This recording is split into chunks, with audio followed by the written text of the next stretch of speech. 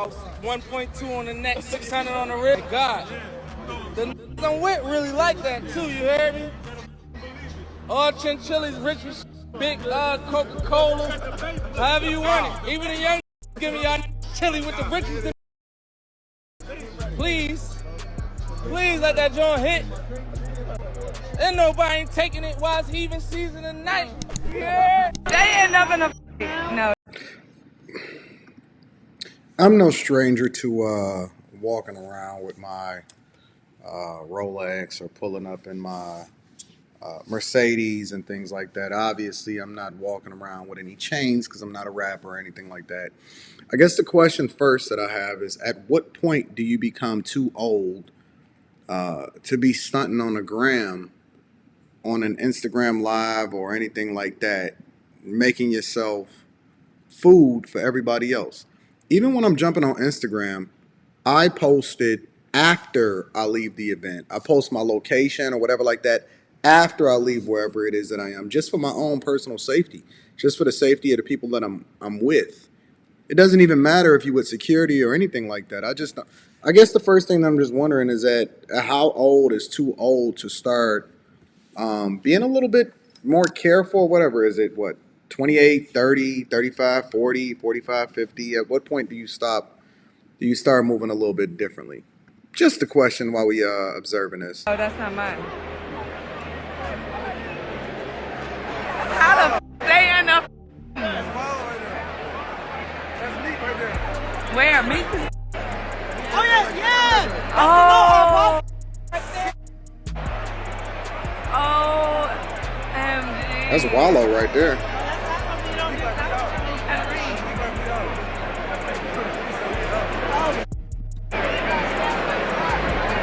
Damn, look at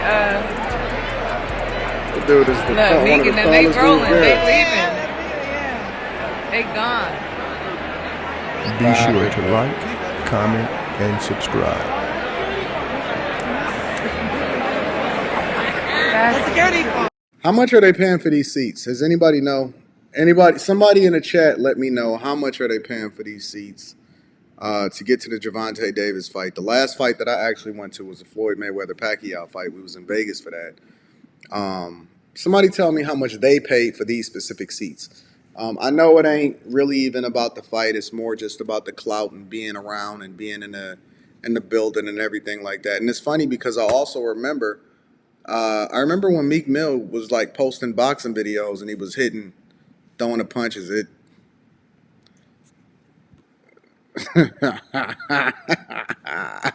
Let's continue into watching whatever footage we can find. Shout out to Mag TV, man.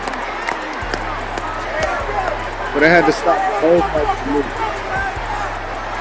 They had to stop the middle of the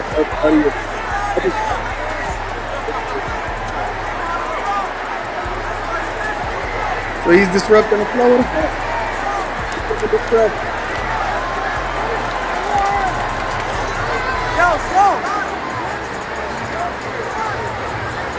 See, this is why I don't even go to these types.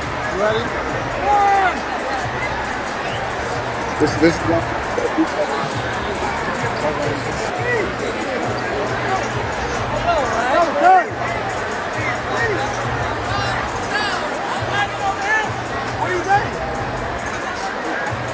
Just like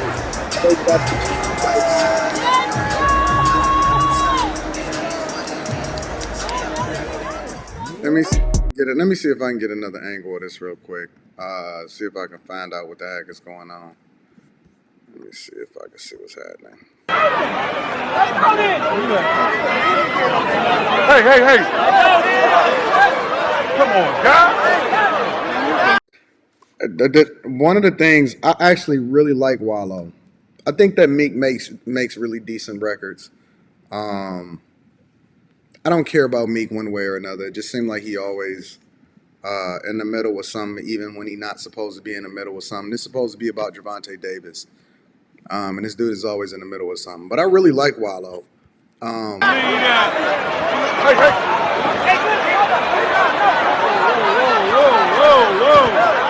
Whoa. Relax, y'all.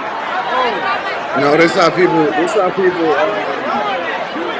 They wind up getting themselves in trouble, man. And there go Wallo. You can see Wallo with the red hat. Hey, relax, man. Hey, Wallo, we're not doing all that. We're talking about when we go back there. Come on now, let's go. You know, I really like Wallo. And one of the reasons I like Wallo, and it always takes me back to when he was warning Young Thug and him. And Wallo seems like a really, really solid dude in that he's always got the best interests of these young dudes and all of this at heart.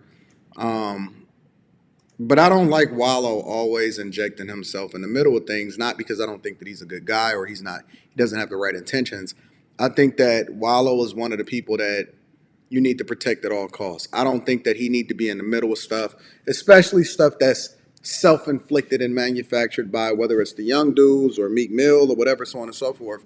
Like, you can't say these dudes. You can't say these rappers. And I think that Wallo's voice is better preserved for platforms and then being able to speak to certain things instead of finding himself in the middle of these situations that can go left one way or another, because anybody that know, and he should know more than anybody as an OG, that any of these situations can go left at any time. Beef spills over.